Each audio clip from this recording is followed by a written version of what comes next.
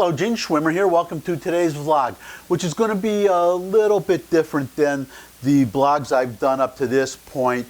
It's actually kind of a part two, an addition to the vlog I did the day before. What happened was I recorded a vlog for the day before, but it turned out to be so long that I thought it would be better if I broke it up into two pieces. Also because I had really finished with one subject and I said, oh, by the way, since we're talking about this subject, here's a related subject, which I really, on second thought, should not have done, because that second subject turned out to be as long as the first subject.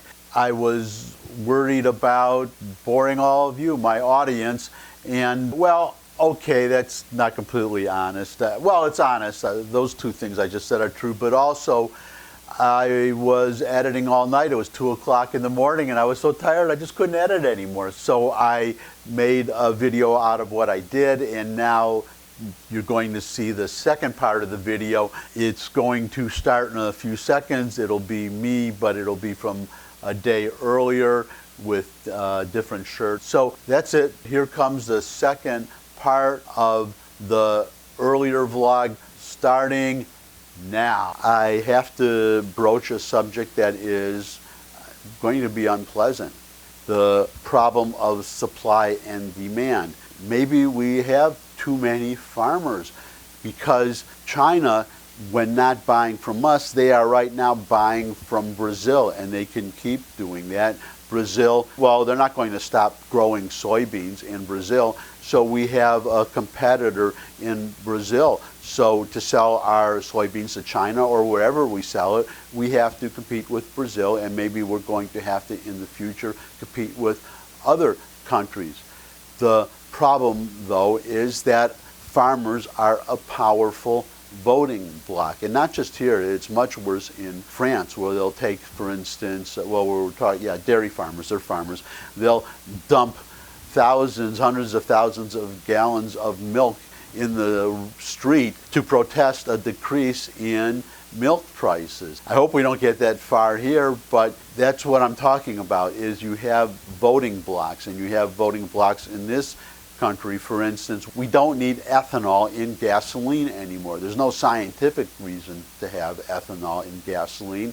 It's only to make up for a shortage in oil, but we don't have that shortage anymore. So there is no practical need for ethanol in gasoline, but we increased the amount of ethanol that must be in gasoline. Trump did this, and he's very proud that he did it, but why did he do it? He did it, of course, to please a voting bloc that he needs in Midwestern states, such as Iowa, to get reelected. That's the problem that we have today, and to illustrate why we have to consider this problem and find a way to deal with needing fewer farmers, if that's what the situation is, and I believe it is or will be, is that imagine if we had had this situation at the turn of the century. Today, about 1% of the country is farmers. 1% of the working population is farmers.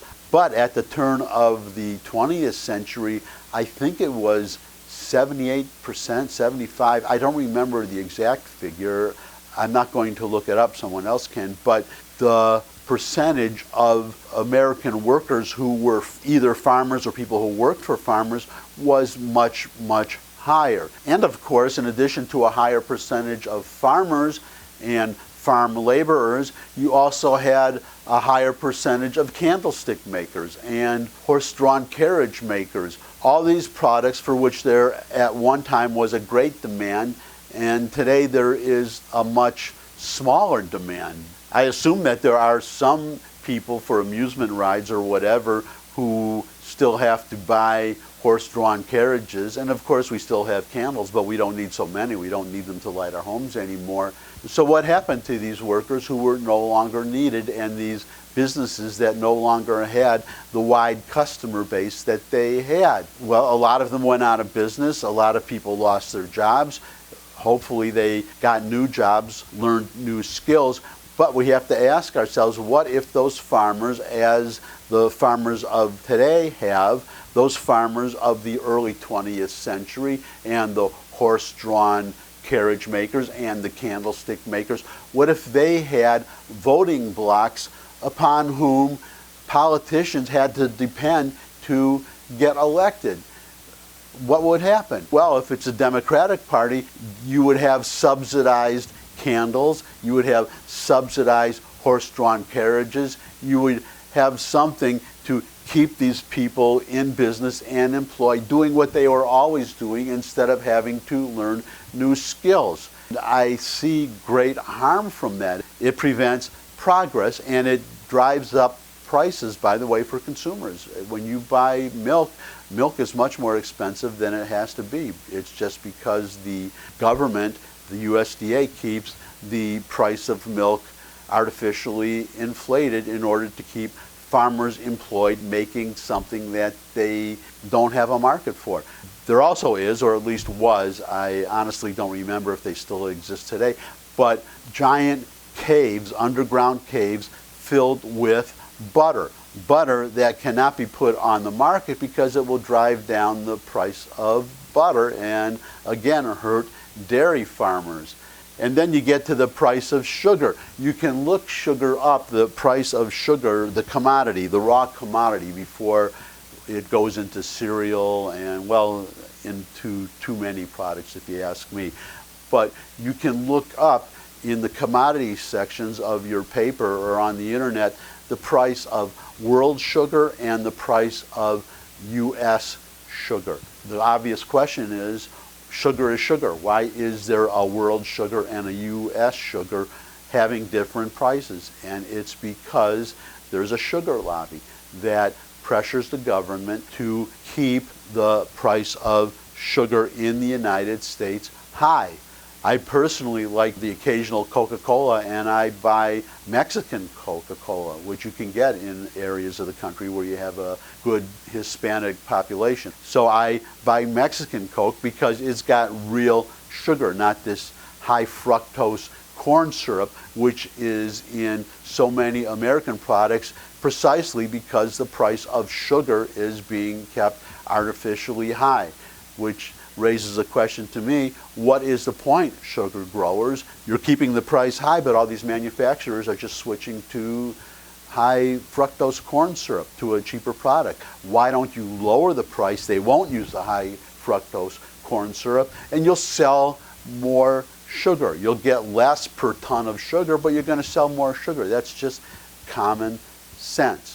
But what has common sense to do with politics? And getting back to Mexican Coke, as I said, I buy Mexican Coke instead of U.S. Coke, but it costs me more, which I'm happy, well, not happy, but which I'm willing to pay because I don't want high fructose corn syrup, even though Coke with high fructose corn syrup is cheaper. I mean, I stay away from sweets as much as I can, but when I want something sweet, I want real sugar. I don't want the high fructose corn syrup. It's not the same. If you don't believe me, buy yourself a bottle of Mexican Coke and give it a taste, and then you tell me.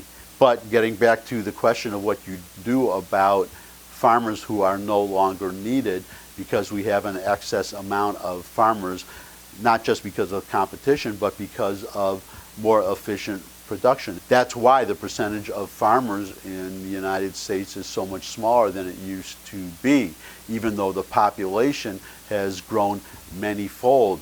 It's because even though we need more food, farmers are much more efficient at producing that food.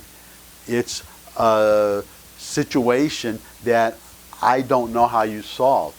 Ideally, these farmers would go into other lines of work, would retrain themselves, or at best send their children to either a college or to a trade school to learn another trade, to say farming is not the field for you because there's not going to be as much demand for farmers as there was when I was young, the parent farmer. That would be the ideal situation, but you cannot put a gun to the heads of farmers and make them do that. So this is going to be one of those videos where I have usually all of my solutions how to solve all the problems of the world, but I don't have a solution for this problem. I just don't. But somebody better come up with one, because it's going to get worse. That's what I predict, and it's unfair to consumers such as you and me. Why should we pay these higher prices just to help certain senators get reelected? I mean, really. So I hope someone comes up with something. And in the meantime, until someone does, you've got me. And you've got me for only a couple more seconds today, but you'll have me later. In the meantime, thumbs up if you like this video. If you know somebody who would benefit from the video, then feel free to share it with those people, hopefully large numbers of people. If you have a Twitter account, feel free to tweet out my URLs to your followers, urge them to retweet. If you have any comments, there's a comment section below the video where you can put your comments, as well as any suggestions for future topics. And finally, subscribe. If you subscribe, then you will know, as I'm sure you would want to know, the instant that I post a new video. And until I do post a new video, thanks again for stopping by. Heading out now. Bye.